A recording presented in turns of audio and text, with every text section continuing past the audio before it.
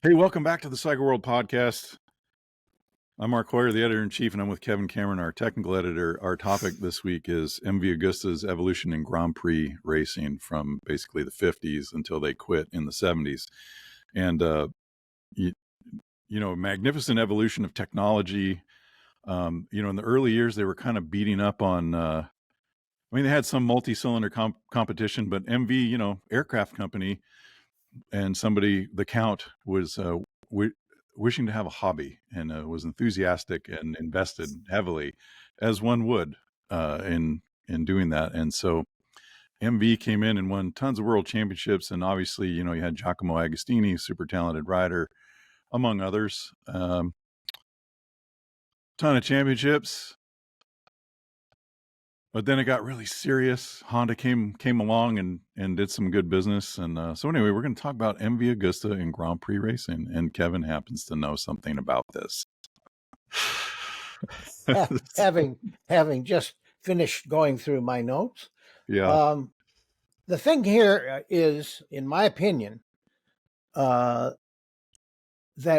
MV, after a period of languid evolution, resisting the wishes of riders like Bill Lomas, who wanted to get rid of the Earl's Fork that MV adopted in 1953, I think. They built some really ugly camels in those days. And it had twin swing arms, the first 500. But anyway, back to 1948, even before the FIM created their class system 125, 250, 350, and 500, MV had a two-stroke 125. And so many companies did because it was a simple machine and nobody was ready to go into production with anything sophisticated. So they were deadlocked at somewhere between 8 and 12 horsepower with that 250 or 125 two-stroke because the resonant exhaust pipe had not been invented yet. And if you raise the exhaust port to make it rev up, you lost so much off the middle that you stopped raising the exhaust port. So in 1950, Count Agusta decided he would hire Piero Remor away from Gilera, and along with rider Arciso Artiziani and chief mechanic Arturo Magni, about whom more later, were hired away from Gilera, and Remor designed a 125 single and a 504 so that they could do some real racing. The two-stroke was seen as a sort of stopgap. It carries the name. It's not that successful. So what happened there was that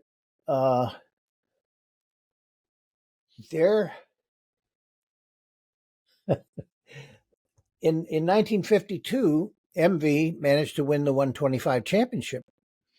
And this little 125 was a very sophisticated machine, double overhead camshaft, spur gear drive, some downdraft from the carburetor, multi-speed transmission. It is just a beautiful little motorcycle. And the trouble with MV was that they really didn't want to argue with Remor. And riders did, because the motorcycles didn't go that well. The twin swing arms were there to react the gear case torque, because this was a shaft drive four-cylinder bike. A bevel gear set from the crankshaft turned the gearbox, whose shafts were fore and aft at 90 degrees to what we're familiar with. Oh, wow.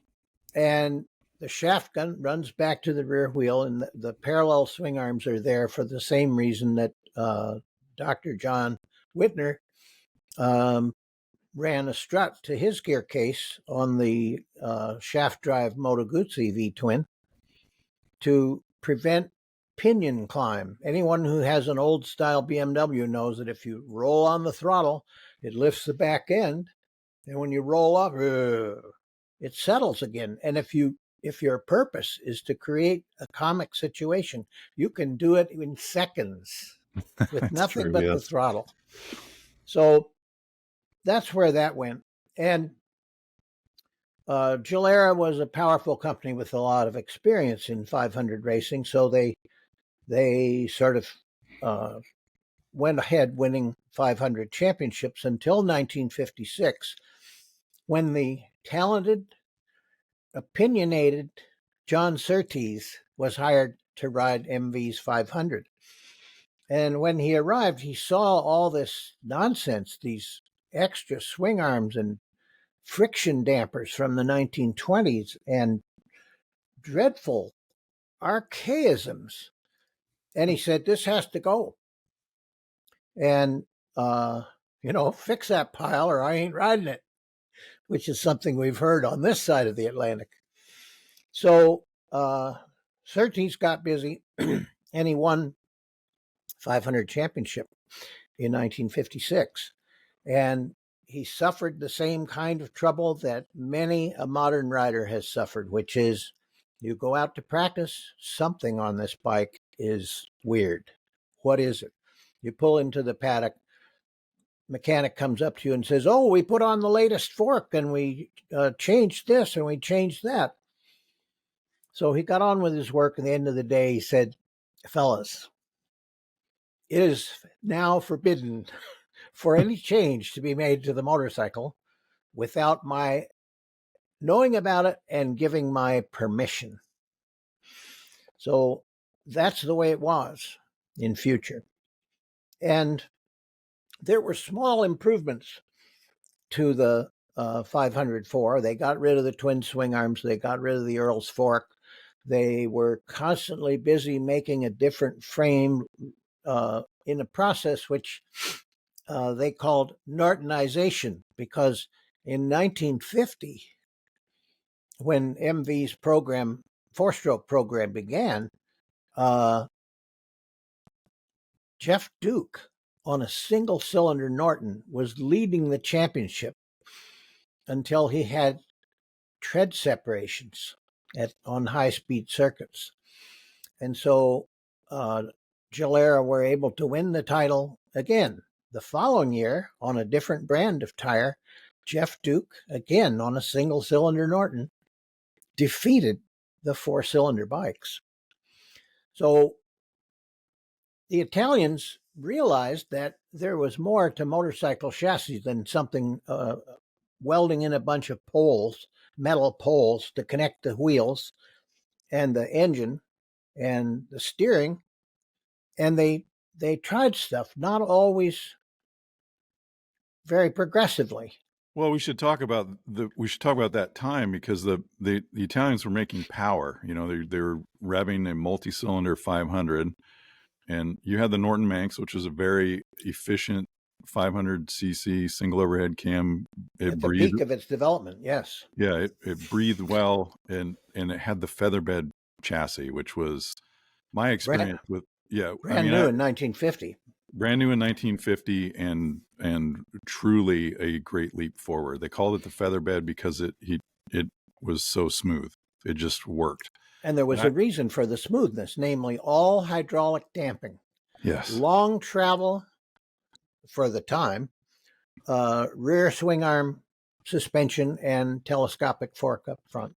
And so I've ridden Model 7 Nortons from the 50s with, garden gate frames, and I've ridden a lot of vintage bikes from the 50s and Norton Commandos, and like Norton Commandos handle very good. They're good handling motorcycles, but they're they have isoelastics, so the swing arm isn't sort of directly connected to the frame. It smooths out the vibration, and it works very well, especially if you have your isoelastics shimmed properly, or you have the vernier adjusters. And yes, we could do a program about isoelastics. The point here is, I finally, years ago, I'd heard the lore about the magnificent featherbed chassis. and I'd never ridden a Norton with a featherbed, and I finally got to ride a twin with a cafe racer with a featherbed chassis, and I was blown away. Like I was, this was ancient technology. This was, I'm talking, I was riding this in the 90s, ancient stuff, and it was sweet. It really worked, and it was predictable, and the feedback was great, and you could just lean the daylights out of it, and it was great. And so you had that featherbed chassis, which, I mean, at a time when people were still riding rigids on the street, swing arms were just coming out in the early 50s on street motorcycles, and some of them were horrendous, and you could see why someone didn't trust a swinging arm bike, because they were terrifying, man. A Model 7 will just wobble all over the place. So it was really a thing. Like when you had a rigid bike with a girder fork, that's actually a beautifully handling motorcycle. The way that that kind of like I had a Velocette, a 37 Velocette it was rigid with a girder fork, and it was beautiful to ride. And I also have a 54 Velocette. Ding! Everybody take a drink. I have a 54 Velocette with a swing arm. It was the first swinging arm 500 that they made, and it's a good handling motorcycle, but it wasn't the same as the rigid, and just in terms of keeping the steering head in constant relationship to the swing arm. I mean, everything lined up. Yeah, Velocette has two. It has a pivot shaft for the swing arm, and then pipes with clamps on them that are the arms. Like you clamp that to the. It's just not. It's okay. It's pretty good. I mean, a Velocette actually handles pretty darn good. Got to start somewhere, right? And so that the featherbed had all the confidence of a rigid, but it had compliance. And so you had a 500 making pretty good horsepower, but nothing like an Italian 4-cylinder. And so then here's the problem. And the Italians are like, how do... Yes, that's the problem that the Italians face, which is, on the one hand, they've got the Norton covered with horsepower. When the Norton was making 37 horsepower on that the fuel that used to come in a gray truck with red lettering on it that said Pool petrol was 75 octane. Oh, yeah. You can't buy fuel that bad, maybe from Coleman. Yeah. Anyway, lamp oil. The MV people knew that they had the Nortons and all those singles covered with horsepower, but there were racetracks where the modern suspension bikes, particularly the Norton, still had tremendous advantages. So they knew they could win championships with the horsepower. So that sort of de-emphasized improving the handling, but the riders hated the handling. So they had to look like they were working on it. And so there was this long period when nothing much was happening with those fours. Meanwhile, here came the Japanese assault. And in 1961, Honda won the 125 and 250 classes with Mike Hailwood at the throttle. And MV had been accustomed to winning all solo classes after Gilera retired in 1957. What happened in 57 was the Italian motorcycle industry sort of went into miniature hibernation because the little Fiat automobiles had become affordable. And what people really wanted in the way of transportation was not to have to wear a raincoat on the vehicle. And so that was it. But MV kept on because the Count willed it so. And also in 1952, he had concluded a licensing agreement with Larry Bell of Bell Helicopters. And by 1955, he was producing the Model 47G. And Agusta Helicopters went on to design their own machines, and it's been quite a success story. And in no time, the Count had 5,000 people making helicopters. So this was a sideshow. But along comes Honda and takes away two of their classes. And the following year, somebody at Honda said, what if we overbore this thing 1 cubic centimeter? Oh, give them 5. Our 250 can beat their 350 anytime. And what MV's 350 was originally, it was a practice bike meant to give their riders another class to ride at a circuit so they could learn the circuit better. So it was overweight, weighed as much as a 500. And it was never intended, it wasn't designed as a 350. After a while, they did make a 354 that was purpose built, but really the 350 was an orphan class. And so in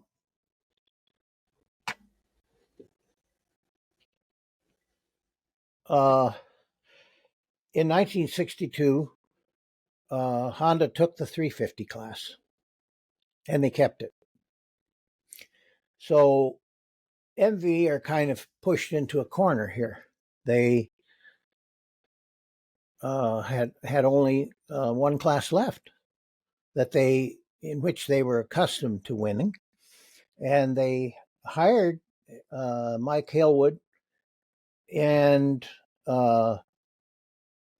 in 1961, after his success on the 125 and 250. I'm going to put this thing in a glass of water. So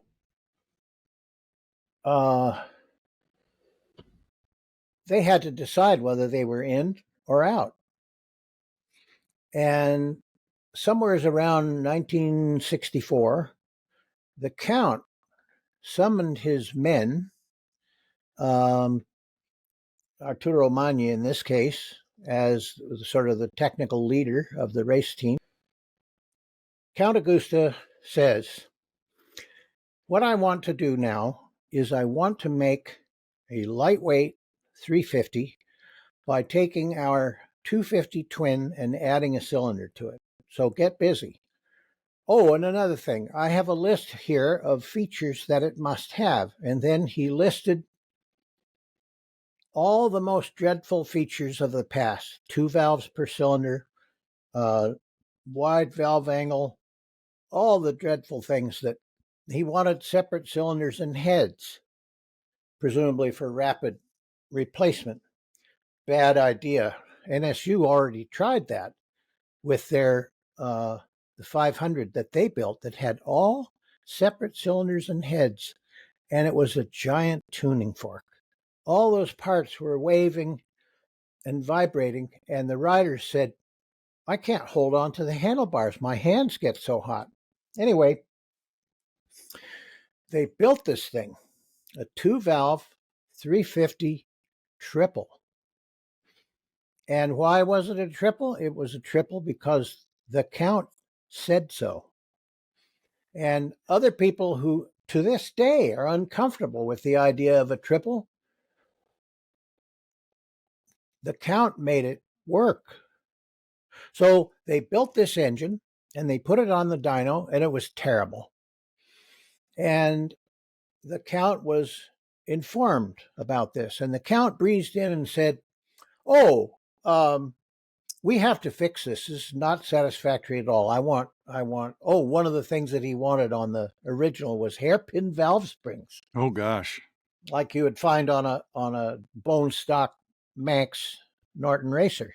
Well, that's bad for your guides right out of the gate here, folks. Yeah. The hairpins, I'm going to make some hand motions. I'm making swirly hairpins.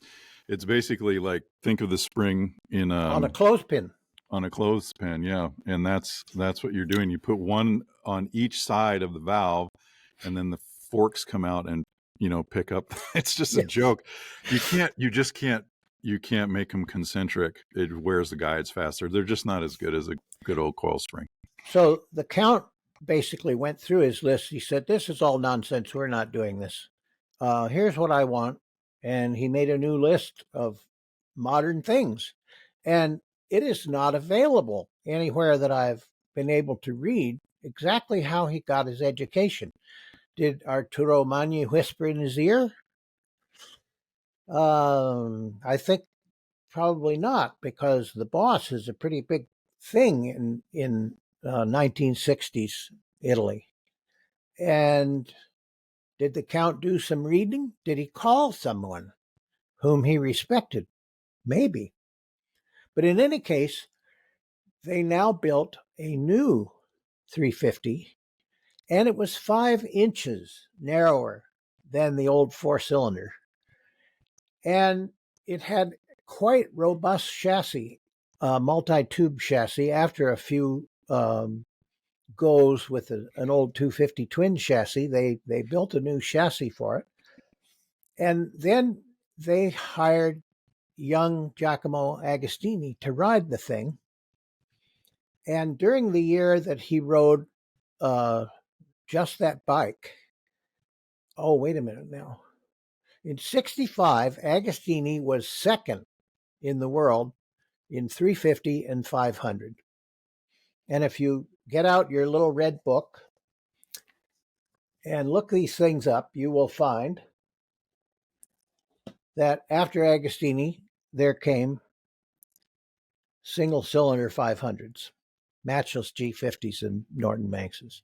So finishing second in those championships was okay, but the main thing about that season was Agustini rode around behind Mike Hailwood and studied his technique.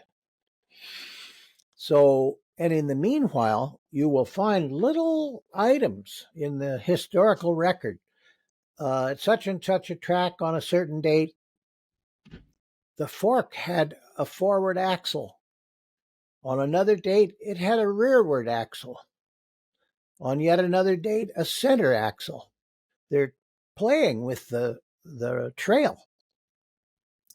So I suspect that there was a lot of interaction between Agustini himself and the team of people who were continuously building this motorcycle. It was probably a novelty every time he rode it. Because what I have seen from this study here is that at MV they thought nothing. Oh, let's change the bore and stroke. Let's make these dimensions, and they'd phone up their crankshaft supplier and say, make us one like this. Use the drawing number so and so, and it would come, and everything else would be ready. They'd assemble it, put it on the dyno. I think they had a lot of R&D experience because it was a small, close-knit group. But unlike the usual small race team, it had some real money behind it. It was funded, man. It was funded. And, Italy at that time, and Italy today even, of course, had a lot of foundry people working on pretty exotic stuff. Yes, they did. And you go to Motor Valley, Modena and Yep. and Ducati, Borgo Panigale, and even as recently as what was that? That was 2003. I was at the press launch for the original Multistrada in Cagliari, Sardinia, and I sat down to have coffee with Pierre Terblanche, who was the designer. And he's got he loves vintage refrigerators and old cars, and he's got a really broad sense of he just enjoys a variety of designs. And I said, hey, I've got a 1958 Thames Estate van, and the cylinder head design is horrible. It's a Ford console. And I said, what do you think about getting a cylinder head made? And he's like, oh, we could definitely I'll call the foundry people who work for us, and we'll make you a custom cylinder head. We just need the bore dimensions and where the water holes are. He says, you don't even need to design it. They'll do the rest. They'll do the ports. They'll do the combustion chamber design. Yep. And they'll just put the push rods where you need them from your engine. We just need those dimensions. And we're like, well, how much will that cost? He's like, 10 to 15,000. I'm like, that's pretty steep for a cylinder head. I wish I'd done it. There was no possible way of doing it, but that was the expertise they were dealing with, right? You had people, the foundry guys, who would just like foundry people were also part of the design team unknowingly, right? Like you'd have the guy sketching, like, here's my unassailable perfect design, and the foundry guy would be like, oh God. And they would make small changes that would actually, make the casting work and not crack and all that. John Whitner, I once asked John Whitner, what did you do about when you were working as an engineer at Moto Guzzi, how did you dimension the various parts of the crankcase? And he said, that's determined by the foundry because they know what they can cast. They know that you want it to be lightweight, but they also know that you don't want it to crack. So they have the last word on this. So it's not a matter of writing up rigid specifications and drawings and sending them out to people for them to scratch their heads over what does it all mean?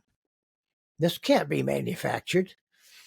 But I visited a little foundry where they had a big oven going, and the fellow reeks out with a tongs and opens the door, and out slides a rack of little metal biscuits. And he takes a couple of the biscuits over to a forging machine, which is going dump, dump, dump, dump. It operates by pressing a foot treadle. And he forged a connecting rod blank in seconds. And then the next biscuit, and then the next biscuit, because somebody wanted, say, 25 of these or 50 or what have you. And in the US, when we had really big industry here, nobody wanted little lots of 50 items. Forget it, get lost.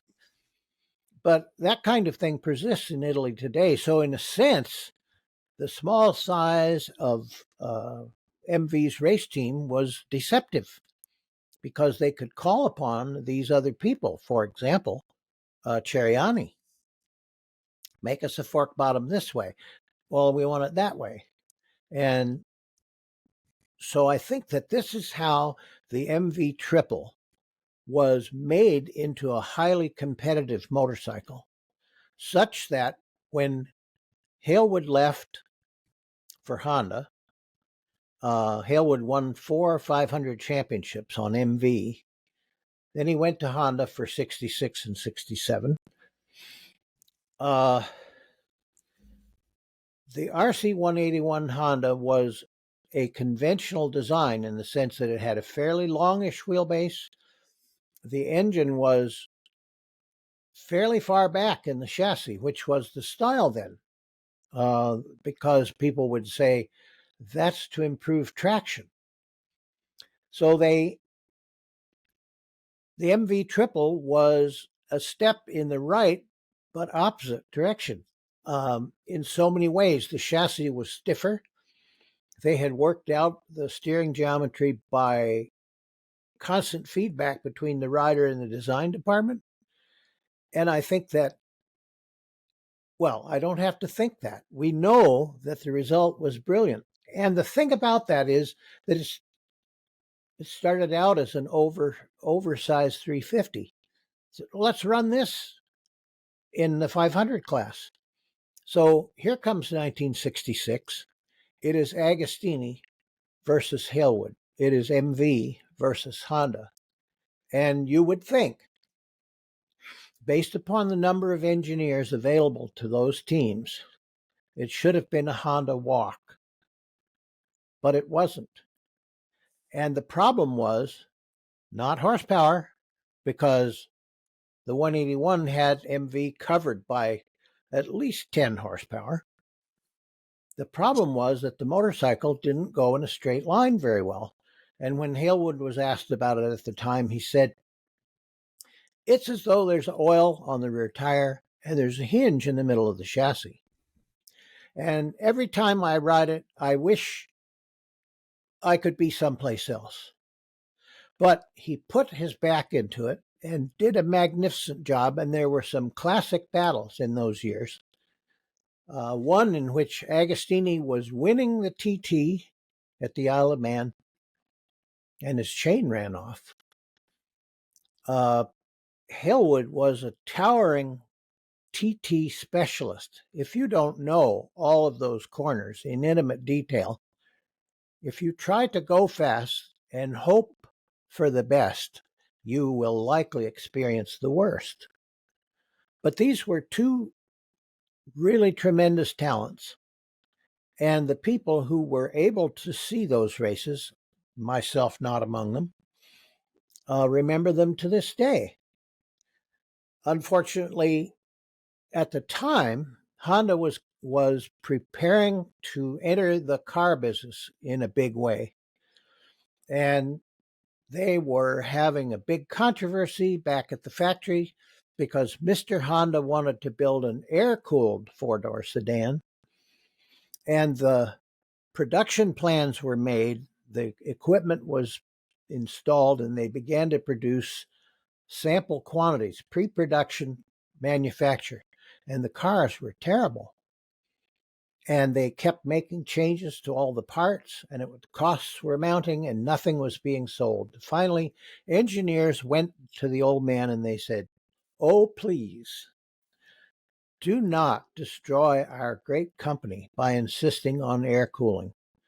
We have tried as best we can, and we have failed. Let us build a liquid-cooled car." And he sort of said, "Yeah, okay, do it." And the result was the Honda Civic with CVCC. So the point of this digression is that all those engineers who should have been working on the 500 Honda were working on this other project. So the Honda suffered, at least lost 2 races by reason of gearbox failure. Failure to select. Hailwood started one race with 6th gear inaccessible. It was in the rain, and he led the race regardless. The man could ride. But then the gearbox said, but I have this card. And he was out. And I saw the Canadian GP in 1967, and I saw Hailwood and Agustini start the race. And Hailwood tried to get Agustini to show Mediterranean temperament. He tried in a variety of ways to elicit that temperament. Agustini rode around glumly. All I have to do is finish, and I'm champion for a second time against Honda. And that's just what Ago did. He just tootled around. And I think in 3rd place was Mike, now Michelle, Duff on, I forget what it was, but then after that, it was singles. Yeah. So that was the end of that story. Hailwood went on to other things. The Japanese Big 3 pulled out of Grand Prix racing, and MV carried on, and Agustini won everything on 350 and 500 triples. He loved those triples. And then I think in 73, they hired Phil Reed, and the company was building what you must call the new fours. They built a new 350 4-cylinder that produced something like 68 horsepower. And that was very promising. So they decided, as they had done previously with the 350 triple, let's enlarge it.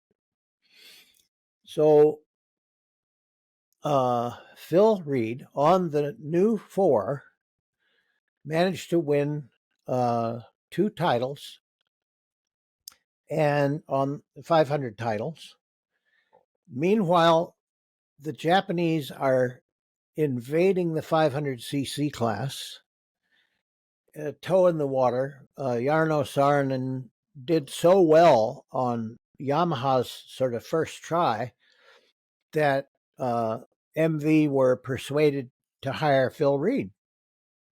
Oh, and the other thing, of course, in 1971, on February 29th, Count Agusta collapsed in a business meeting and died.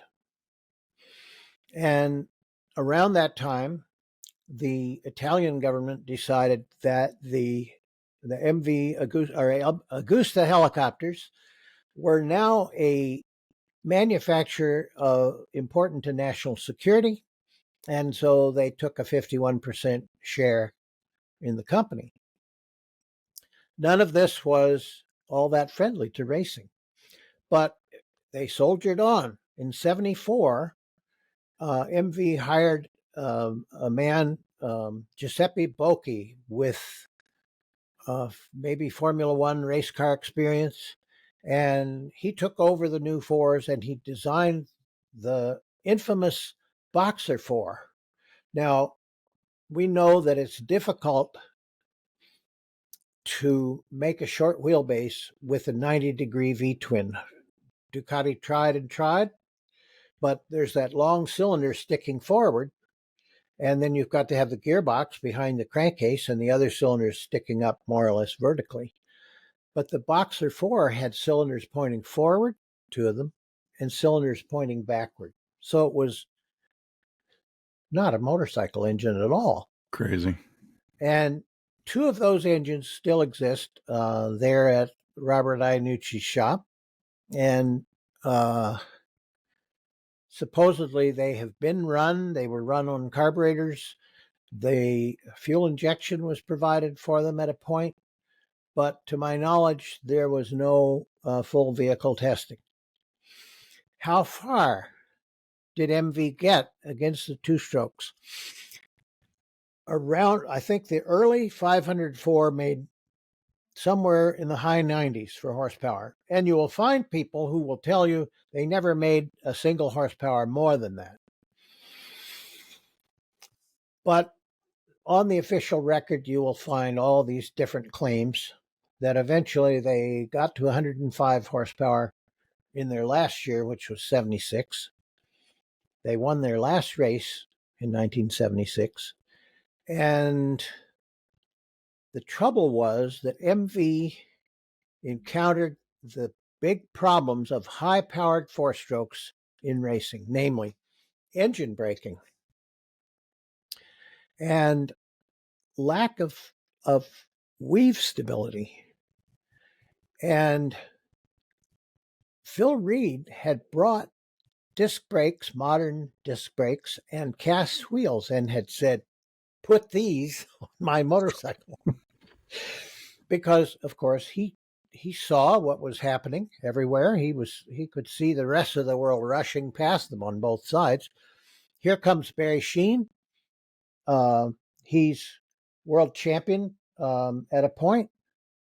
And I think in 74, Agustini won the 350 title on a Yamaha. So Ago couldn't quite decide where his advantage lay. At one point, he was riding MVs in one class and Yamaha in another. And here comes Barry Sheene on the Suzuki, basically an RG500. And they overcame their shifting problems that they'd had in their first year or so. And then they just suddenly, it was a list of when Suzuki made their production racer, the whole 500 class was taken over by those things. And MV became superfluous.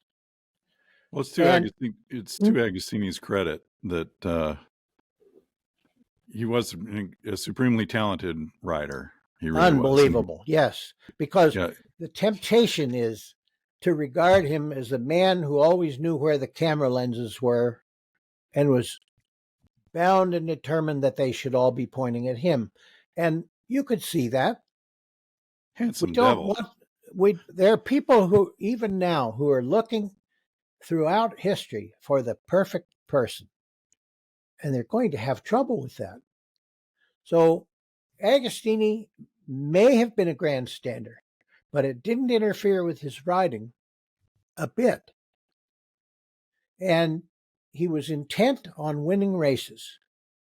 Now, Hailwood was just as intent on winning races, but he was swinging 3 bats, because when Redmond had his crash, which disabled his arm and shoulder and sort of compelled him to retire, Honda said to Hailwood, now you also ride 500, because Hailwood was riding the 256 and the 350. So now he's going to ride 3 races at every GP. And he did his best. And in his manager's sort of biography or description of Hailwood's way of going at life, he described Hailwood in his hotel room at the GT, who he has received the first warning, they're calling us to the grid. He has his little radio playing in his hotel room. He's wearing a long underwear-like garment as an undersuit for his leathers. He's walking up and down, chewing his nails. He's not a happy person. But just like the stories that we've told here about, for example, Freddie Spencer saying to his manager, his technical manager, Irv Kanemoto, I don't think we ought to be here. But then going out and doing a fantastic race. And this is what Hailwood did as well. I think these people, and currently Jorge Martin, who is the current world champion in MotoGP, is a nervous man. He's suffered, I think, the torments of Job in trying to separate that part of his mind, which is just dominated by performance anxiety, from the cool, able, and determined half that wins races. And all of these great champions have learned to do that. Because on the one hand, you're fearful. I'm going to screw up today. I'm going to slide off the racetrack and hit a post. It'll be all over. On the other hand, they know their own ability. And they know how to use it. And they know that they will use it. Somehow, by effort of mind, they're able to exclude that stuff. Kenny Roberts calls this concentration. He says even what he ate for breakfast affected his ability to focus himself on the task and not give in to all those little fingers of doubt that are coming. So if there's anything heroic, that has to be it. That you're frightened. You fear failure. You have all these misgivings, and you go out and perform wonderfully. That's a miracle. Yeah, it is. It's the same in club racing. Just whatever degree, you know, we're not Jorge Martin, and we're not Mark Marquez, and we're not Mike Hailwood chewing on our nails, but we are chewing on our nails, and we go out and we want to race bikes. You just gotta. If you gotta, you gotta, right? And so you go out and you do it. And you have all the nerves in the world, but it is, that's the beauty of riding. I think for me anyway, the beauty of riding is that you, particularly in racing, is you go fast enough to forget about everything except what you're doing, what you need to do. And that's focusing on what the bike is telling you. And if you have a reasonable motorcycle that isn't surprising you or scaring you, it's doing things that you're asking it to do reasonably well, then you have something to work with. And then you just start using that information and looking at the people around you and riding. And I can't speak for Agustini or other geniuses, but certainly I like to think I'm getting a piece of that, some small molecule. Every motorcyclist, a man that I spent some conversation with was a dyed-in-the-wool BMW rider, one of the people who can't understand how anyone would ever want a motorcycle other than a BMW. It's just a puzzle for him. Chemical engineer. He said, I would come upon a problem. I'd work on it in the office. I'd work on it at home. The solution wasn't coming. I'd get on my motorcycle and go for an all-day ride. And when I came home, I would have the solution. Because as you commented, the need to focus on the motorcycle can drive out unnecessary program steps, just like your writing software. And It's good. And Yeah. I think that's a major reason why a lot of people ride motorcycles, is because it allows you to separate your life, to run it through a filter so that the part that you need is actually available to you. And that business of availability, my eldest son, who is slightly autistic,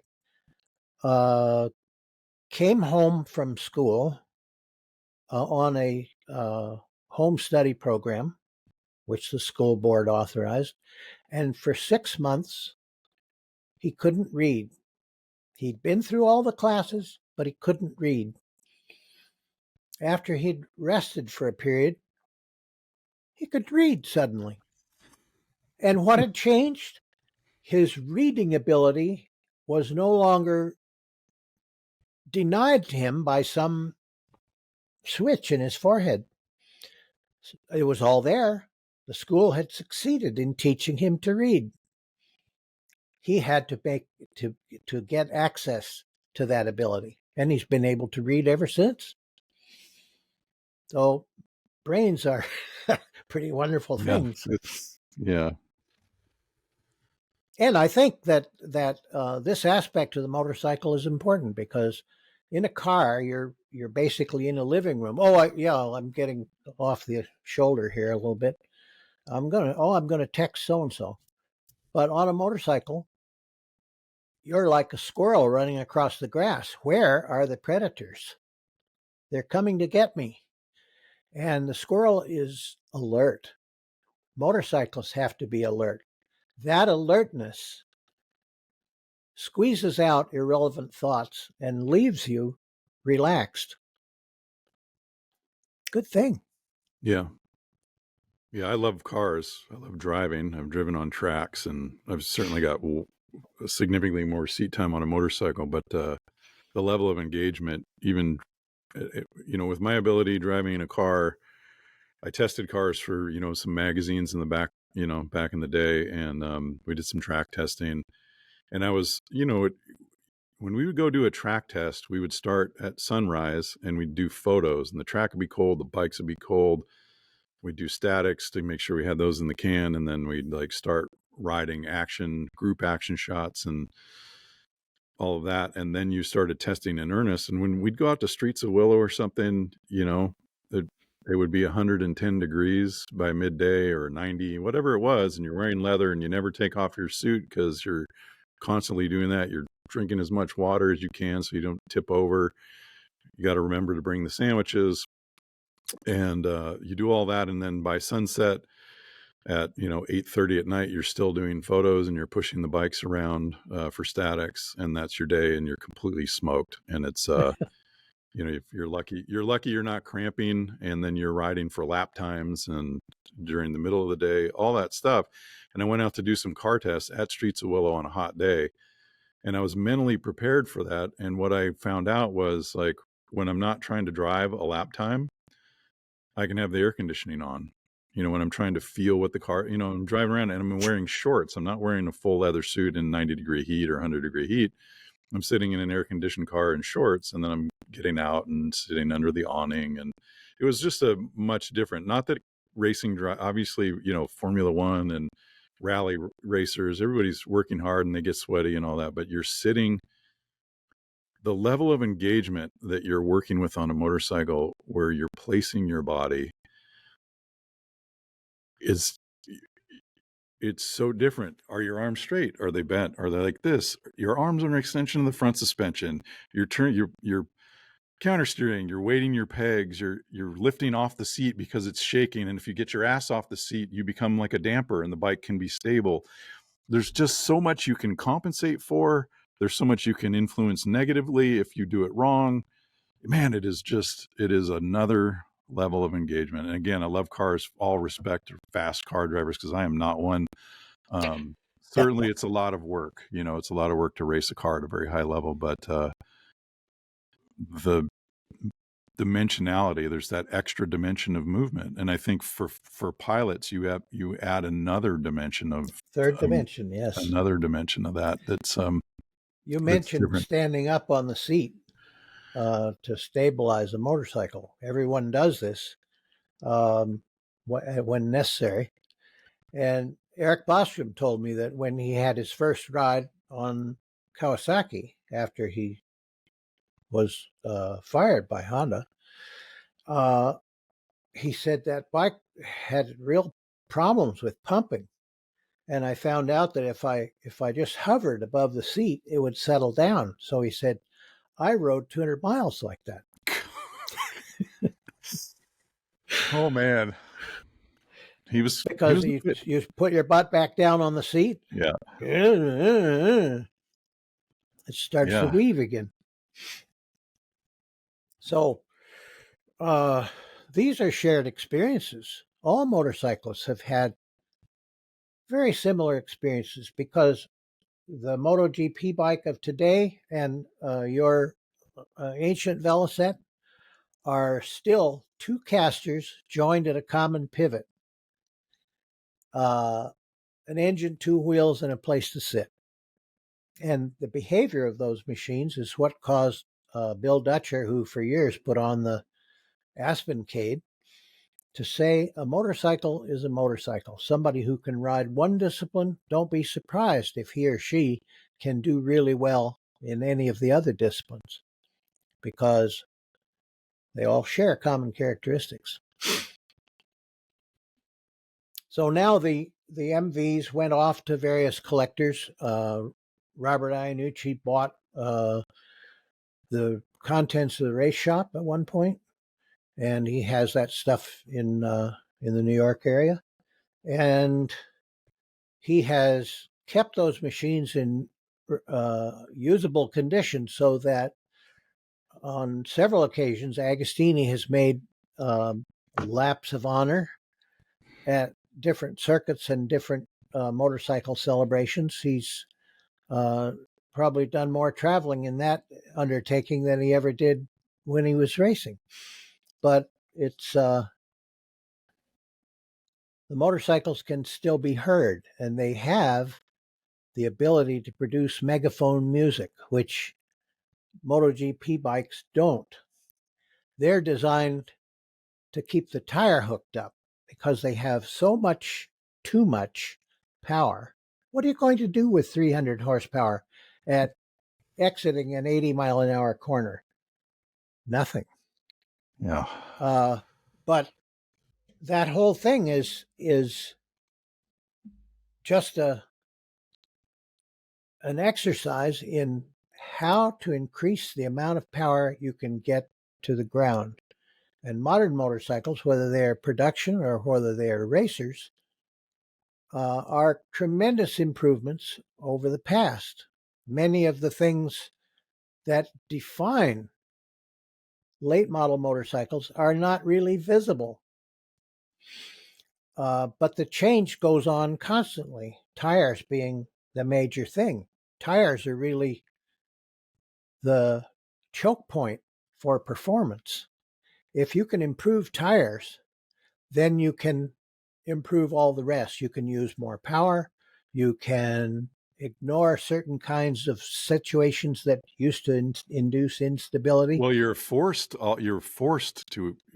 improve the rest. I mean, we could talk about the I don't remember which tire. It might have been D364 to D207. But Honda suddenly had a motorcycle that chattered. Their 600 was chattering like crazy. And like, how do you fix that? And the first round was of testing, engineers with clipboards, said, go back to the old tires and the chatter goes away. But no, we can't get the lap time. See? So, it forces the evolution. What else did they do? Didn't they run wire spoke wheels, like laced wheels? They did. The only thing that they went through the whole front end piece by piece, and they made improved or stiffer or whatever different parts for everything, and nothing produced a change except wire wheel. And so the race team began, let's write this up. Maybe we can call it a heritage model. We've got to get this homologated. CBR 600 with wire spoke wheels, but it was that. I mean, that wire spoke wheel has some qualities that we would still love, and that sort some of flexibility, flexibility. damping to go with it, because all of those Yep. spokes are squeaking away in their little holes that they're in.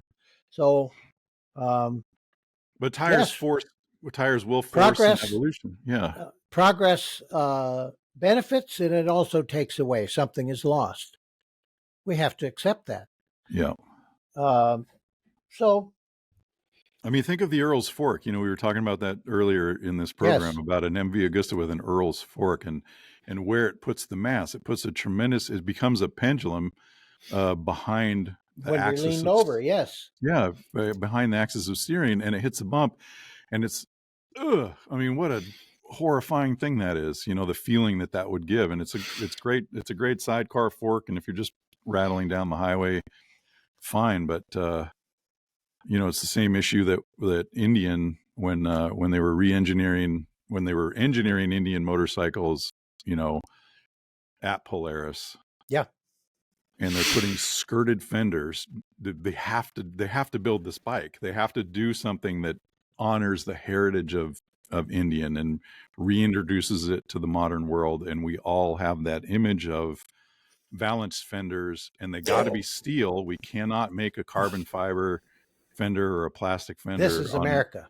This is America, man. So you got to have a steel fender, and that could end up really horrible. And I rode early prototypes, and man, it was a beautifully steering motorcycle, and it was light, and it didn't do anything really wrong. I was like, wow, this is really great. How'd you do that with all this garbage? Sorry, no offense, folks, but all this extra trash on the front end here, like covering the entire wheel. And they did it by centering the mass as close to the axis of steering as possible. So it's your classic analogy or comparison of holding a 25-pound bowling ball and rotating, which hold it on your body and rotate. You can do that, and then you get a ladder, 25 pounds. Try to turn as fast and then stop that. Yep. Forget it. And that's what's happening. It's basically what's the Earl's fork is a one-sided ladder. If you could, yeah. It's like holding the ladder at the end and trying to swing it. It's a nightmare.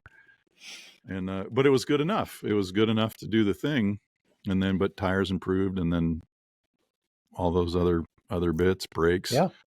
And of course, there are people. There have always been people, Eric Buell among them, and I've known several revolutionaries who earnestly wanted to transform the motorcycle by giving it the technology that is apparently missing from it. It doesn't look like a Formula One car. It doesn't have all kinds of rods and levers and linkages. But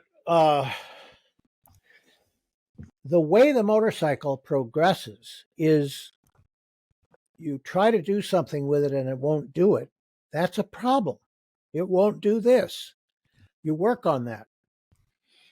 Once you solve that problem, you come up against the next problem, and you solve that problem.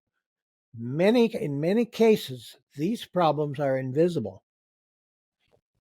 But all the same, there is important and, in fact, essential development and progress made in these invisible things.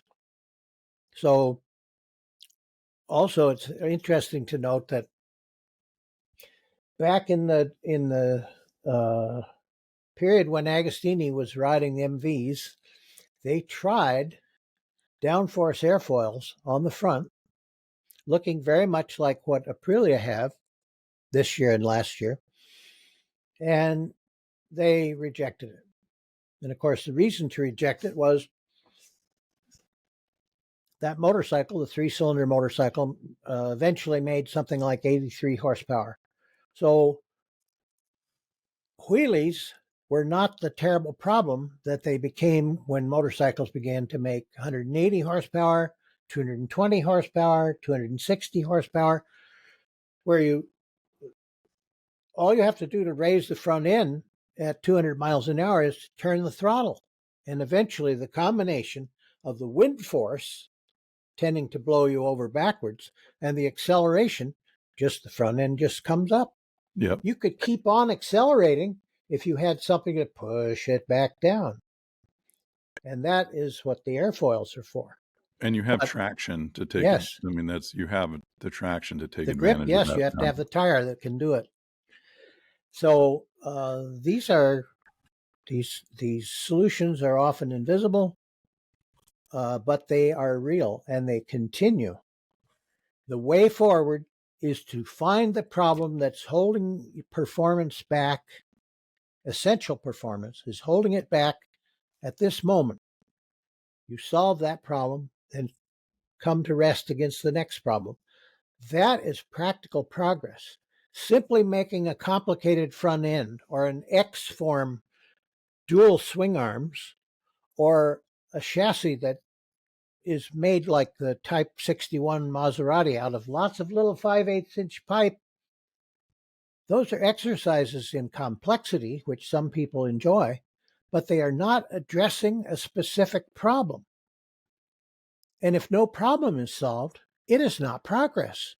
It is just complexity. Yeah, you're just massaging your brain because you enjoy it. Yeah, like the people. Lots of people like to go in the shop and weld junk together, and some of those things can be quite compelling. Those weird welded art stuff. In fact, Professor uh, Taylor at MIT years ago, he lived to be like 100 and way over 100 years old. He turned to welded sculpture after he retired from MIT. So, Yeah, I have to admit that I like going in the shop and I just take a piece of scrap sheet metal and, I keep the ground for my welder, my TIG welder. I keep the ground on my metal workbench and I've got a 3/16 plate that I welded to the top of the workbench. So it's real sturdy. And I keep the ground clipped to the bench and I just throw a piece of sheet metal down and without rod, I just lay a succession of beads. Because it feels good and it helps you look at the puddle. I mean, steel is nice because it has this color change. yeah, You can watch the color change and it just helps you manage the puddle. Whereas like aluminum, it's just sort of, you really have to pay attention to the actual puddle rather than to the color. But it's satisfying. I'm not making art, but I am making art also at the same time. You're doing something and it has no other purpose other than being a joy. you're exerting control and having fun doing it. Yeah, and I knew a welder who did aluminum radiator cores, and he would sit watching TV in the evening with a piece of rod in his hand, and he would just feed it with motions of his fingers. And when he had the whole rod out, then he would start again. And it was it had become second nature for him. So we're all very peculiar, aren't we? yeah, well, I'd love to. I mean, it would have been wonderful if you could have explored some of these topics with somebody like Arturo Mani, who, was basically the crew chief and technical officer for the MV Agusta effort for many, many years. And then he went on to do Mani and they made all these beautiful fairings and they were making, I believe his son is still doing Mani stuff where they're making frames and putting modern engines in, classic styled frames, and they're still Yeah. making fairings. I had a Mani fairing on my Moto Guzzi V11 Sport. It's just that classic. It was a neat looking bike, and it was this kind of green, this sort of acid green color with the red frame, and the fairing was that same thing, and it was very classically 1960s styled. And what was cool about it is it wasn't finished. You were getting the fiberglass part and you were also getting the bubble windscreen that went with it, and you had to drill it. Oh, And you want it to, you want the ends to match the end of the fairing, so the plexi has to be centered, and you can't start at one end no, because because your you end up, errors accumulate. yeah, it's really, so you have to like center it, and then you're going to do the bolt in the beginning, and you don't want it to have waves, and you got to use tape everywhere so you don't get cracks. And then gosh, there's a lot to it, and I wish you could I've always been fascinated with guys like Irv Kanemoto and guys like you. You obviously think about it and you communicate all that stuff, but someone like Irv or Arturo Mani and understanding the process and drive that makes all of those things happen. And well, there's a terrible punishment if you don't get it right, which is that you may, back in the days of man in a van with a plan, you may be sitting there driving the van and looking in the mirror, and you can see that the windscreen is a little bit crooked. And having to look at that for 1,000 miles is punishment. It is. Because you did it. You let that happen. Yeah. Not again. And of course, they're cheaters called Clecos, which are like a temporary bolt.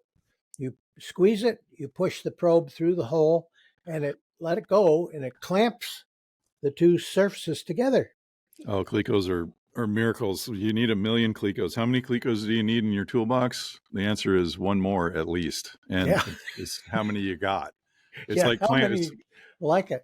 It's clamps for woodworkers. No, you need more clamps. Yeah. Because you can never have enough clamps if you're building boxes. I built a stereo stand, it's really interesting. And now we've wandered a little bit off from MV Agusta, as we do. We hope you enjoyed it nonetheless. Evolution MV in Grand Prix racing was pretty miraculous, and I think we got Giacomo Agustini out of the deal, who was a massively talented rider, and he won on a 2-stroke as well. So pretty amazing. We hope you enjoyed the program today. We appreciate you listening. There's a link down in the description that you can go to octane.co. It's Prequal Flex link, we call it. Go check it out. You can shop for a motorcycle. You can get pre-qualified, and you can go to a dealership with the ability to know your buying power, and you can negotiate, your price with the dealer. So go check that out. Check out the tool. Octane Lending is an ongoing supporter of us 100% here. So we appreciate the effort. Thanks for listening. Click that link, and we will catch you next time.